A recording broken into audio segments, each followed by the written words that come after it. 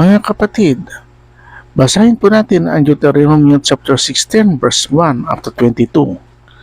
Magdidiwang ka sa buwan ng Abib at ipagningilin ang Pasko sa Panginoon mong Diyos, sapagkat sa buwan ng Abib inilabas ka ng Panginoon mong Diyos sa Ehipto sa gabi, at iyong ihahain ang Pasko sa Panginoon mong Diyos, ang sakawan at sabakahan, sa dakong pipiliin ng Panginoon na patatahanan sa kanyang pangalan.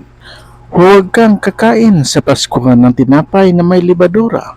7 araw na kakanin mo sa Pasko ang tinapay na walang libadura, ang tinapay na pagkapighati, sapagkat umalis kang madalian sa lupain ng Ehipto, upang iyong maalaala ang araw na inaalis mo sa lupain ng Ehipto sa lahat ng mga araw ng iyong buhay.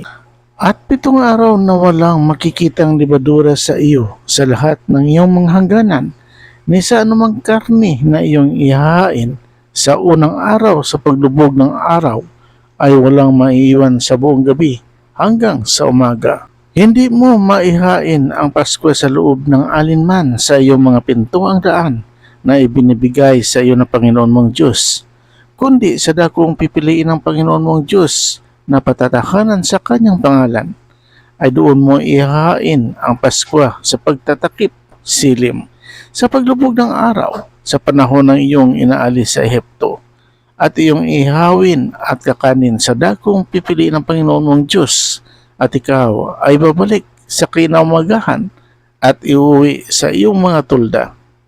6 na araw na kakanin ka ng tinapay na walang libadura, at sa ika-7 araw ay magkakaroon ka ng takdang pagpupulong sa Panginoon mong Diyos.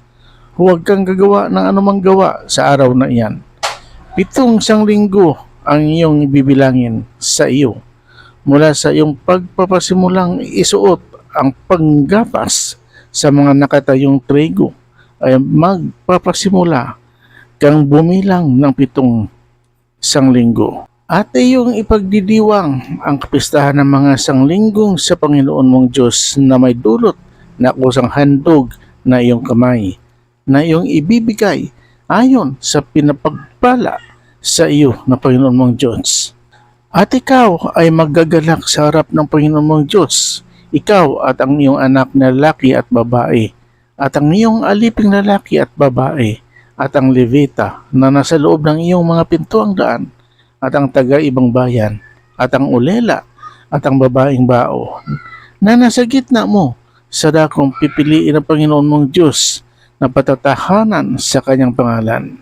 At iyong alalahanin na ikaw ay naging alipin sa Ehipto, at iyong gaganapin at gagawin ang mga palatuntunang ito.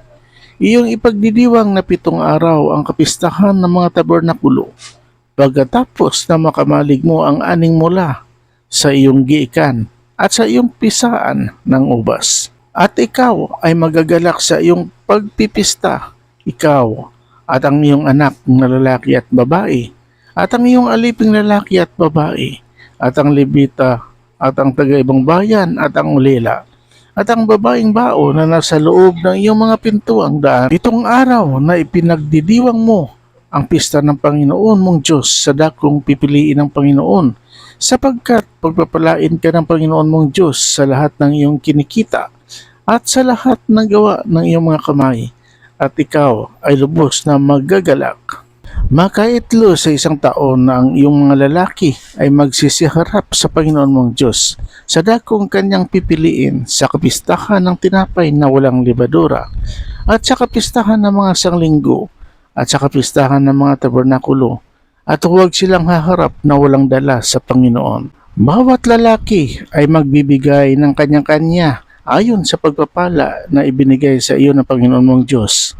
Maghahalal ka sa iyo ng mga hukom at ng mga pinuno sa lahat ng iyong mga pintuang daan na ibinibigay sa iyo ng Panginoon mong Diyos ayon sa iyong pangalipi, at sila'y hahatol sa bayan ng matuwid na paghatol. Huwag kang magliliko ng paghatol, huwag kang tatanggi ng mga pagkatao, ni kukuha ng suhol, sapagkat ang suhol ay mabubulag ng mga mata ng marunong, at nagliliko ng mga salita ng matuwid. Susundin mo ang tunay na katuwid-tuwiran upang mabuhay ka at manahin mo ang lupain na ibinigay sa iyo ng Panginoon mong Diyos. Huwag kang magtatanim sa iyo ng asira ang anumang kahoy sa siping ng dambana ng Panginoon mong Diyos na gagawin mo para sa iyo. Ni magtatayo ka para sa iyo ng pinakaala-alang haligi na kinapupuotan ng Panginoon mong Diyos. Purihin natin ang Panginoon Diyos. Amen. Please like and share. Salamat. God bless.